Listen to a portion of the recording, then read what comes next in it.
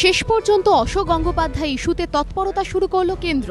যৌন নিগ্রহের অভিযোগ ওঠার পর থেকেই রাজ্য মানবাধিকার কমিশনের চেয়ারম্যান অশোক গঙ্গোপাধ্যায়ের অপসারণের দাবি উঠেছে বিভিন্ন মহলে। ইন্টার্নের গোপন বয়ান প্রকাশ্যে আসার পর সেই দাবি আরও জোরালো। ইতিমধ্যেই রাষ্ট্রপতিকে চিঠি পাঠিয়েছেন মমতা বন্দ্যোপাধ্যায়। এই পরিস্থিতিতে কেন্দ্রের অবস্থান জানতে চান রাষ্ট্রপতি। সেই সঙ্গে মমতা বন্দ্যোপাধ্যায়ের পাঠানো দুটি চিঠিও তিনি স্বরাষ্ট্র মন্ত্রকে পাঠিয়ে দেন। এরপরই অশোক গঙ্গোপাধ্যায়ের অপসারণের দাবি প্রসঙ্গে আইন মন্ত্রকের মতামত জানতে চায় স্বরাষ্ট্র মন্ত্রক।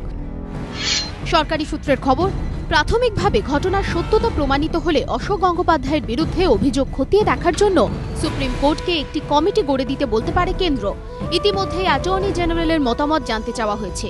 পাশাপাশি অশোক গঙ্গোপাধ্যায়ের বিরুদ্ধে ফৌজদারি অভিযোগ দায়ের করা যায় কিনা তাও দেখতে বলা হবে দিল্লি পুলিশকে। এদিনই দিল্লি পুলিশ কমিশনারের সঙ্গে কথা বলেছেন কেন্দ্রীয় স্বরাষ্ট্র সচিব। অন্যদিকে যৌন নিগ্রহের অভিযোগের প্রেক্ষিতে নিজের অবস্থান স্পষ্ট করতে জাতীয় মহিলা কমিশনের কাছে 4 সপ্তাহ সময় চেয়েছেন অশোক গঙ্গোপাধ্যায়। কমিশনের তরফে মঙ্গলবার এই কথা জানানো হয়েছে। যদিও পদত্যাগ প্রসঙ্গে প্রশ্ন করা হলে এদিনও তা এড়িয়ে গিয়েছেন রাজ্য মানবাধিকার কমিশনের chairman. Justice Ganguly, why are you choosing not to resign?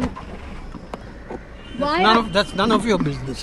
So are you going to take any step forward? That's none of your business. পাশে দাঁড়িয়েছে কলকাতা হাইকোর্টের আইনজীবীদের একাংশ। বুধবার অশোক গঙ্গোপাধ্যায়ের সমর্থনে একটি মিছিল করবেন তারা। এই মানবাধিকার কমিশনের ভূমিকার ফলে যারা একটু অস্বস্তিতে আছেন, যারা একটু আতঙ্কিত হচ্ছেন, তারাই সর্বাগ্রে সুউচ্চ কণ্ঠে মাননীয় বিচারপতির পদত্যাগ চাইছেন। জাস্টিস গাঙ্গুলি যে বিচার জাজমেন্ট দিলেন ইন রেসপেক্ট অফ 2G, তাতে কত শত্রু বানিয়েছিলেন সেটা উনি বুঝতে পারেননি। নলে অ্যাটর্নি জেনারেল যেন কোনো কাজ নেই, তিনি সকালবেলা চিফ জাস্টিসের কাছে মেনশন করে একটা ইন হাউস প্যানেল তৈরি করে দিলেন। কি বিচার, কোন আইনে? অশোক গঙ্গোপাধ্যায় ইস্যুতে এদিন উত্তপ্ত হয়ে ওঠে সংসদ। গন্ডগোলের জেরে মুলতবি হয়ে যায় লোকসভা। ধ্রুবজ্যোতি প্রামাণিক ও পার্থপ্রতিম ঘোষের রিপোর্ট, এবিপি আনন্দ।